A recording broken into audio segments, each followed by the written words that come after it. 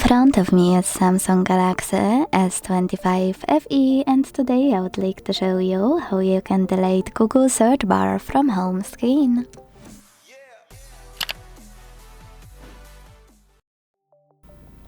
All you need to do to get rid of your search bar is hold it.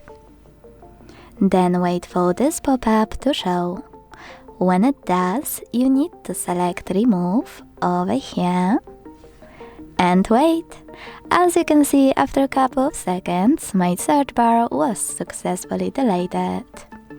Quick tip: if you ever decided to restore it, you can pinch your device's display, hit widgets at the bottom between themes and settings, look for it here, and after finding a Google app, tap on it to access your search bar below it. Then hold it, drag it, and let go. When you're done, tap on home button.